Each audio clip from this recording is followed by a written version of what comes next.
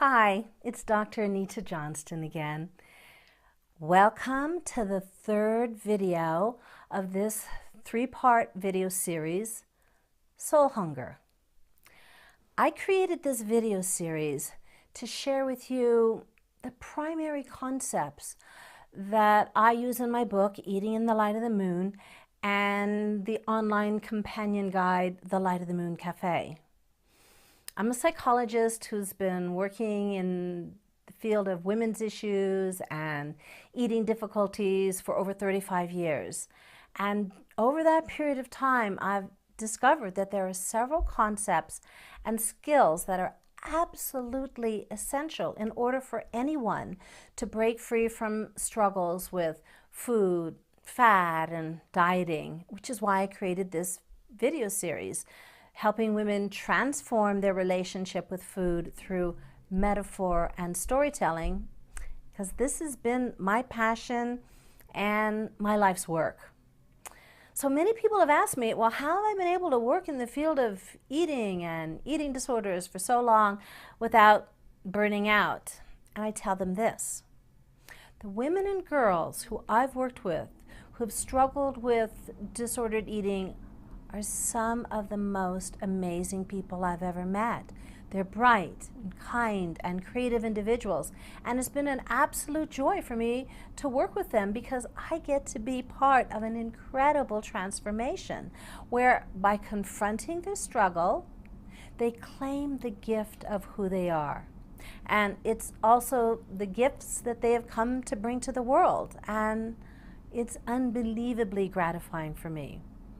And even those women that I never get to meet personally have sent me letters and emails from around the world, or posted book reviews on Amazon, or shared their stories on the forum or in the live calls at the Light of the Moon Cafe, letting me know how the metaphors and stories have helped them recover from all sorts of eating difficulties. And it warms my heart, and they inspire me.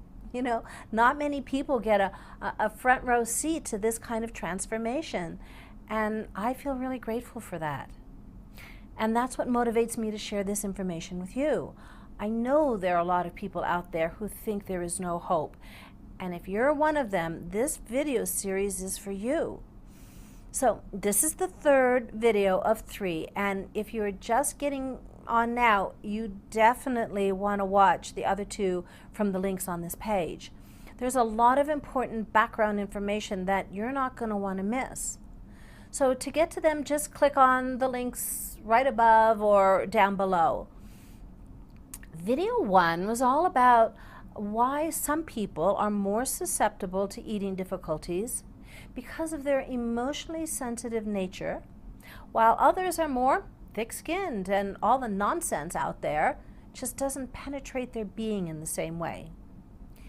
In that video, I talk about how, for whatever reason, those very sensitive individuals haven't yet developed the skills that they need to navigate a world that doesn't value or appreciate emotions or intuitions, and how they develop disordered eating behaviors to cope with intense or overwhelming feelings that they just don't quite know what to do with.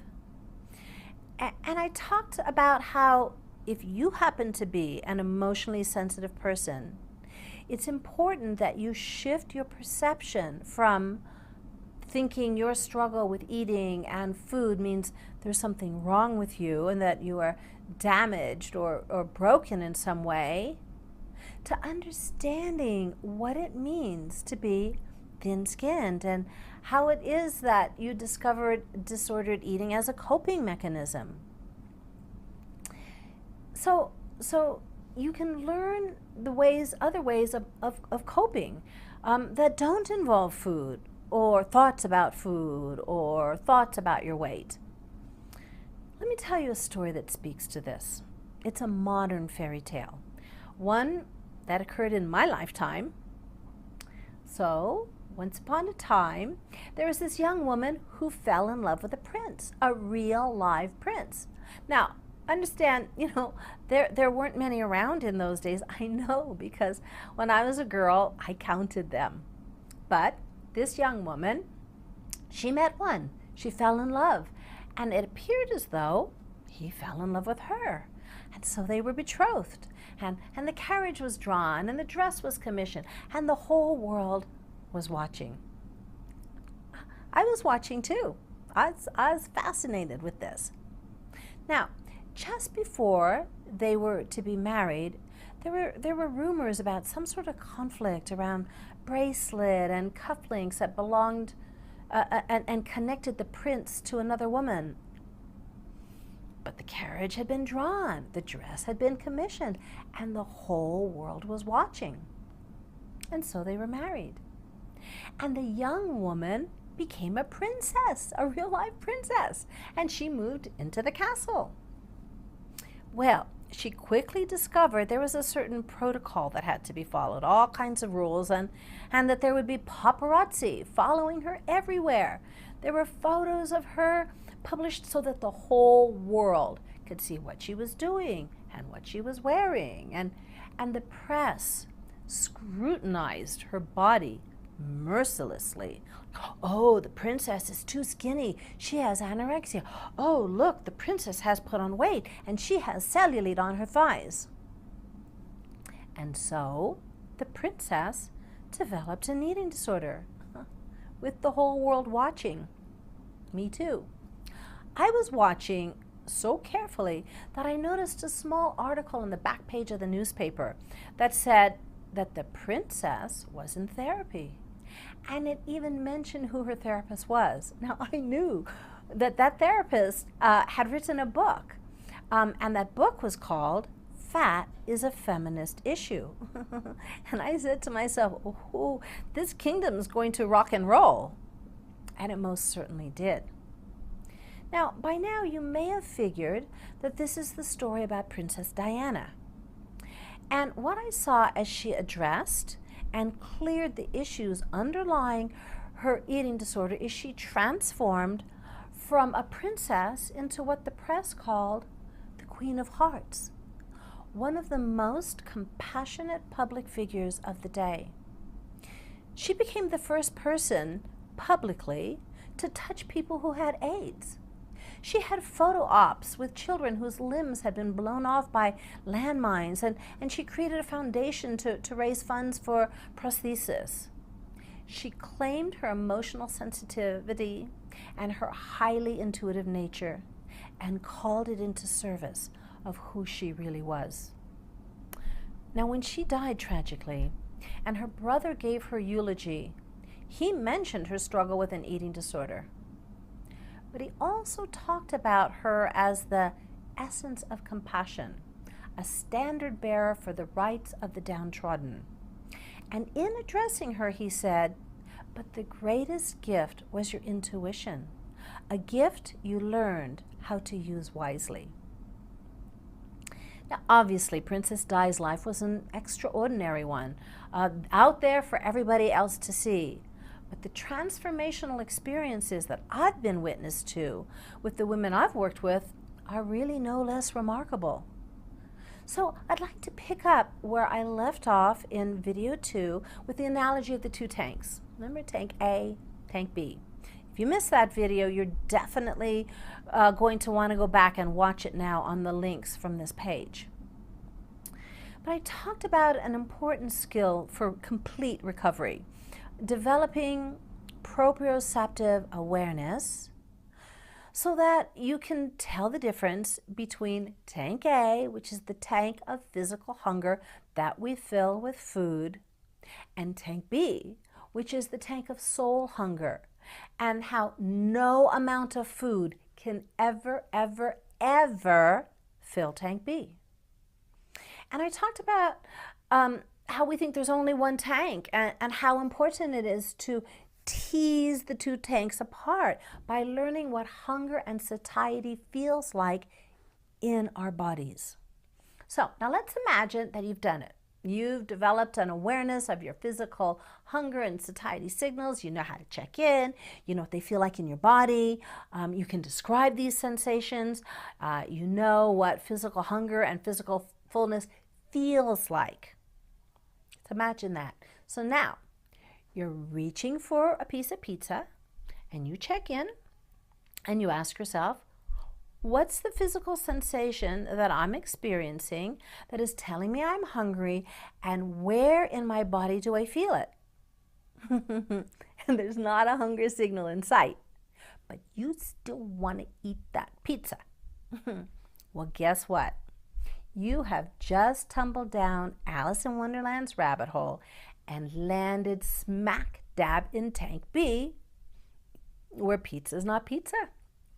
Food is not food. What is it? It's a physical, symbolic representation of another kind of hunger that you are experiencing that you may not even know about. So, the next question you ask yourself then is, what's the feeling I'm trying not to feel? Because you see, we don't really eat for emotional reasons. We eat because we don't want to feel our emotions. So to answer this question, you do a scan of your day. Maybe I'm still angry at that jerk that cut me off on the freeway this morning. Or maybe I'm concerned about this upcoming parent-teacher conference. Or am I annoyed at something a coworker said? Or maybe I'm still frustrated with my boss. But I'm here to tell you that more often than not, the answer to this question is going to be, I feel fine, because these feelings are typically unconscious, which means they're out of your awareness.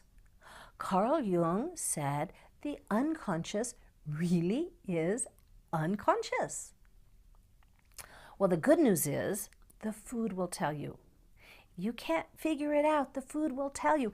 It's talking to you, but it's talking in code, and the code is metaphor.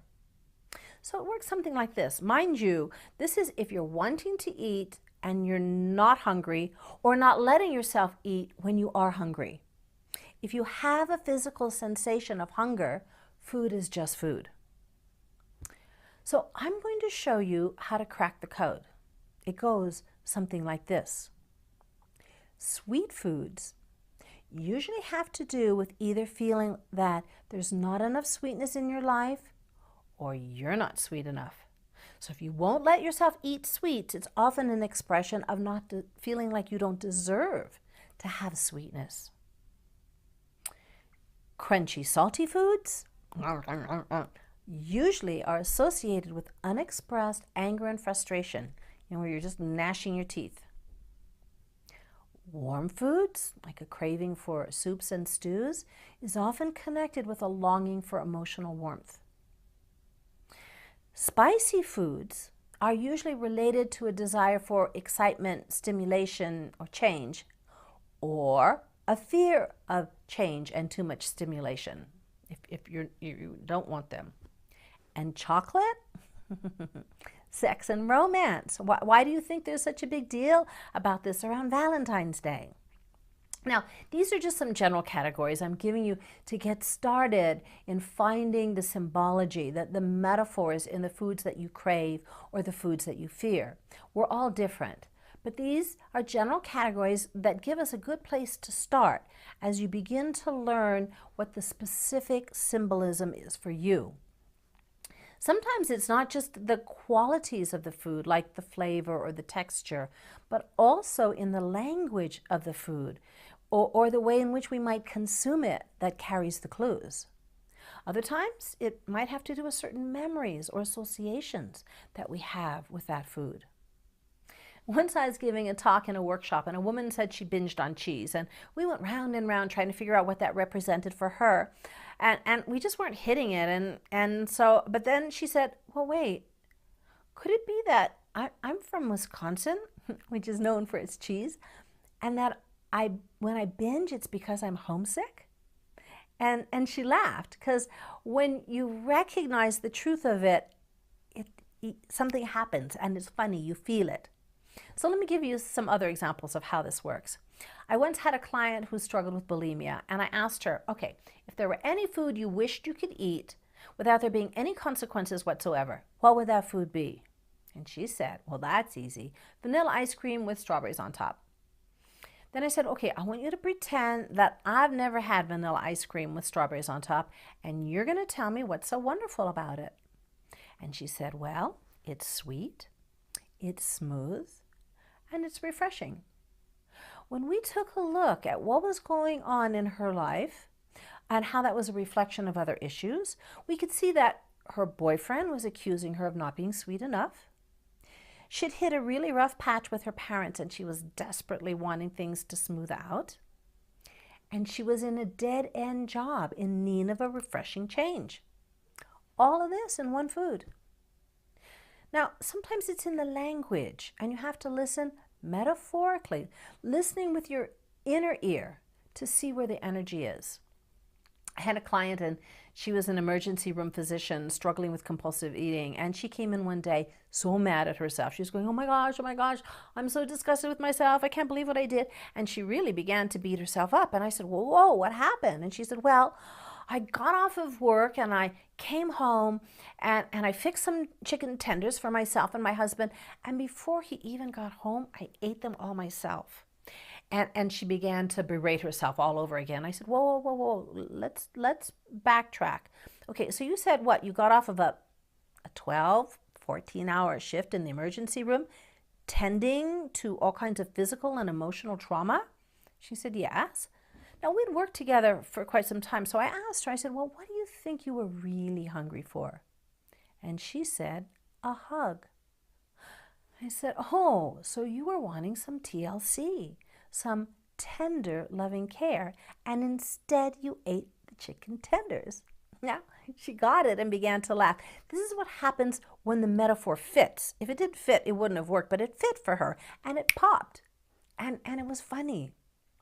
Once the unconscious hunger comes into consciousness, it's pretty much over. The lights go on, the neural pathways are laid.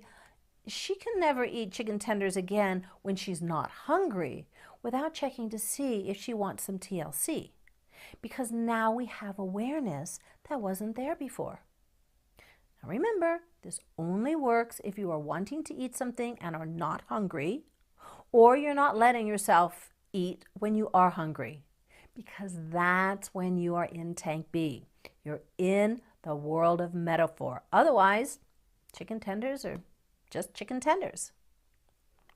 Another client I had worked with for quite some time, and she had a long history of recovery from alcohol. And she came in one day and she said that she spent the weekend with her sponsor at a retreat, and her sponsor had pointed out to her that she had a soda addiction and she wanted to work on it. And I said, really? What kind of soda? She said, Diet Mountain Dew. I need to have it first thing in the morning. If I'm on a trip or even if I'm in the hospital, I need to have it. I need to see it. And so I said, okay, so describe Diet Mountain Dew to me.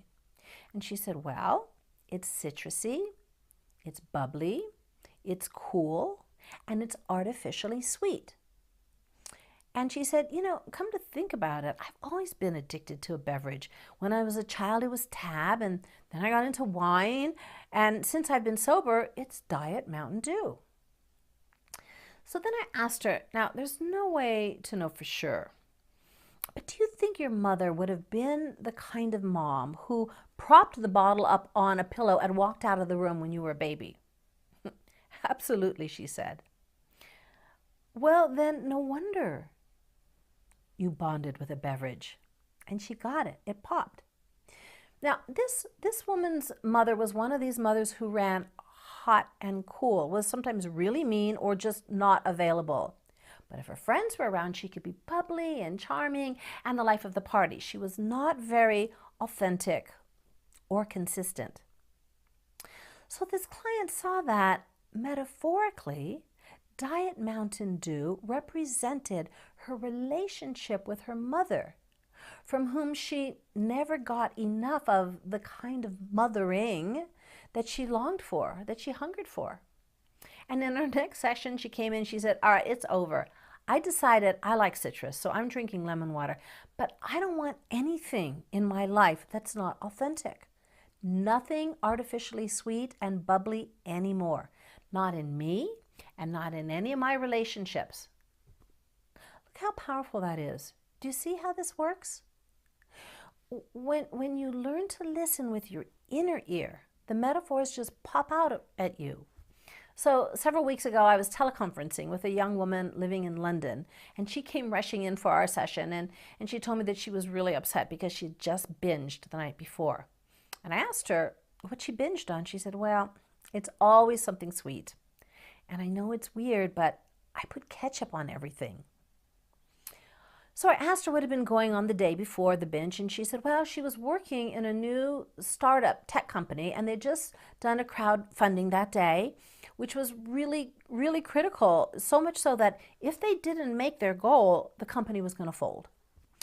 And I asked her, well, did you meet the goal? And she said, yes.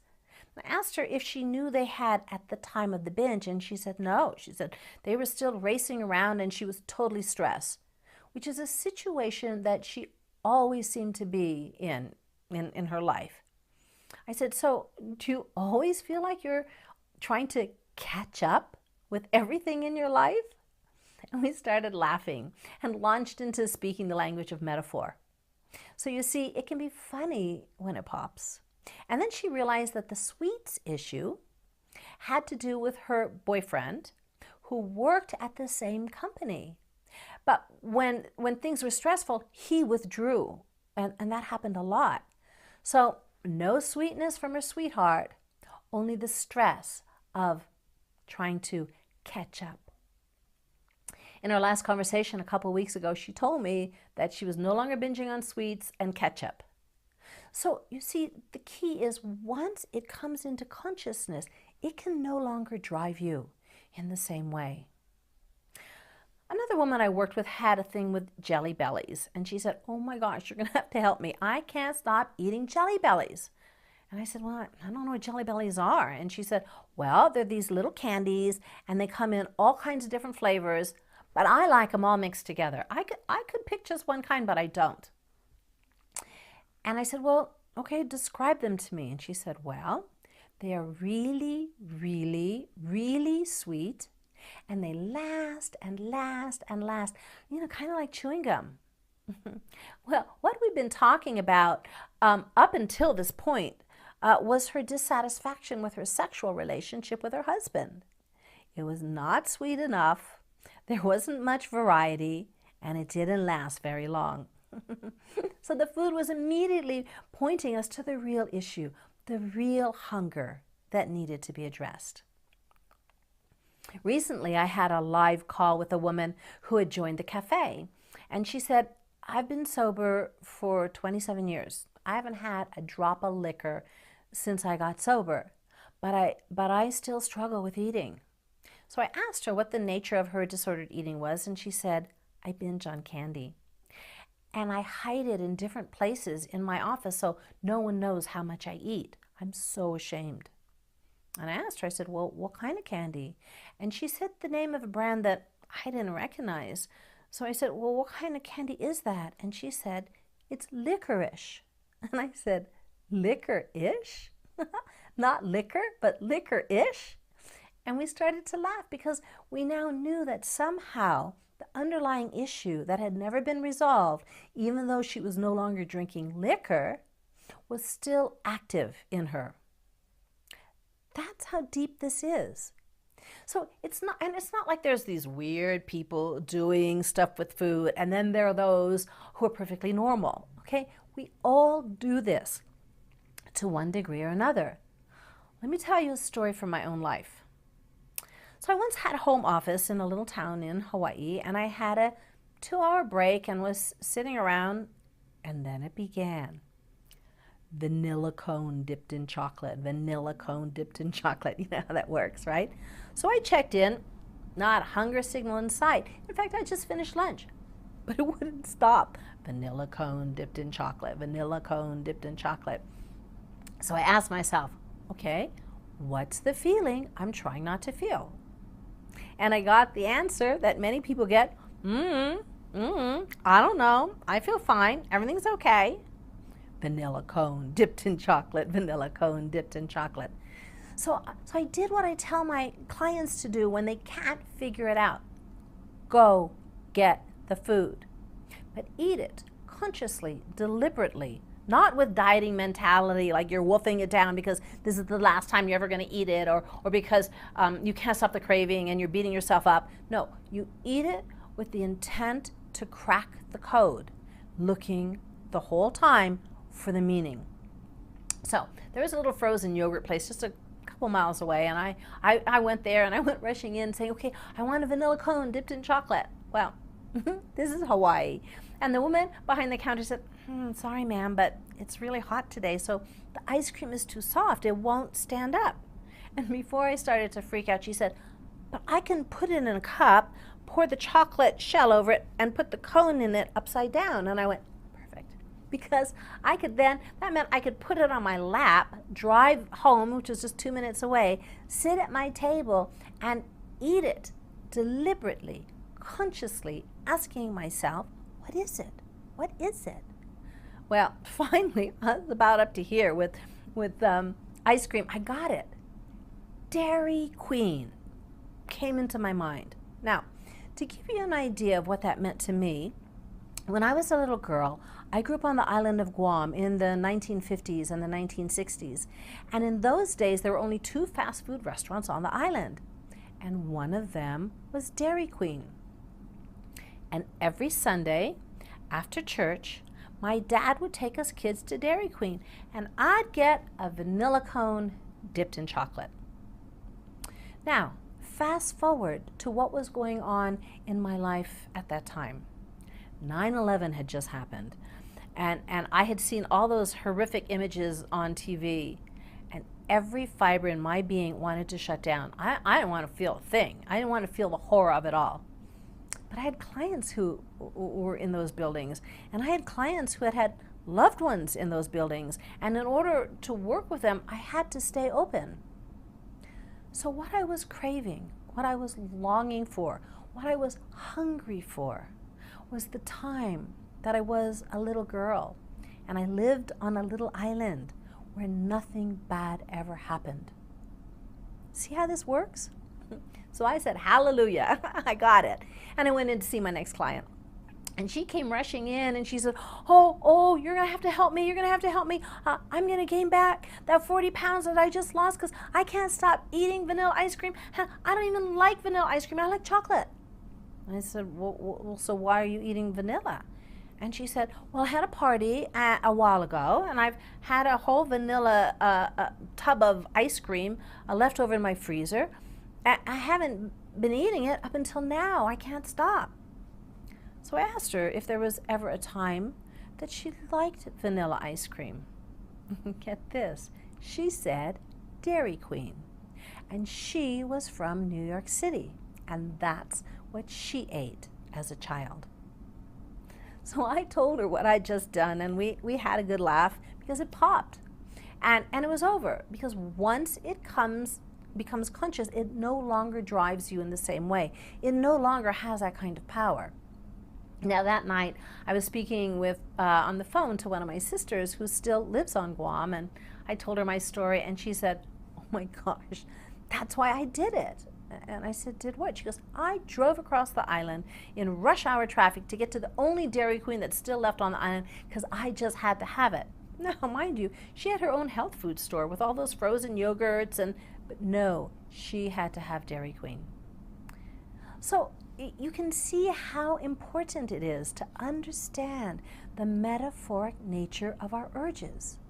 You can see at what deep levels, if you play with the metaphors, how this works. We all do this to one degree or another. But the clearer you can get, the quicker you will become aware, and the less you will find yourself in a battle with food.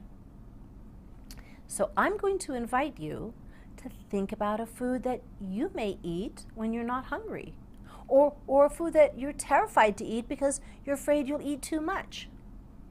look at the qualities of the food, not if it is fattening or not, because that's the red herring that I mentioned in video 1 that's going to distract you from the truth.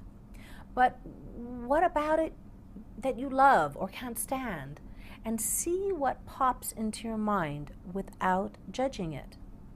So you're going to need to evoke as much curiosity as you can to see if the qualities of that food can reveal a deeper truth to you about what you might really be hungry for. Now, some of you might find this really difficult at first, especially if you have a tendency to be perfectionistic, because there's no right answers or wrong answers here. Let yourself be surprised. It helps to be a little more playful than serious, because you can't force the answers. They have to emerge. If you apply this to what you're doing with food, you'll begin to feel an immediate shift towards freedom, because you'll be cracking the code bit by bit. You'll be bringing into consciousness what has been up until now out of your awareness. You're going to be shining a light on it, and that will take away the power it's had over you and put you in the driver's seat instead of being in the trunk of the car that's careening down the hill. So now that you've watched these videos, make sure to take the time to explore your food and eating behaviors in a different way. Now is the time to take action. Pick one food and see what you can discover about what it symbolizes for you.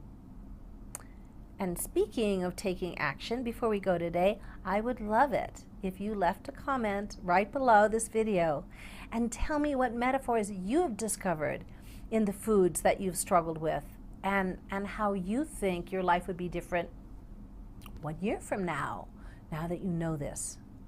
I'd love to hear what you have to say about using the language of metaphor to decode your eating behaviors and find your inner hungers.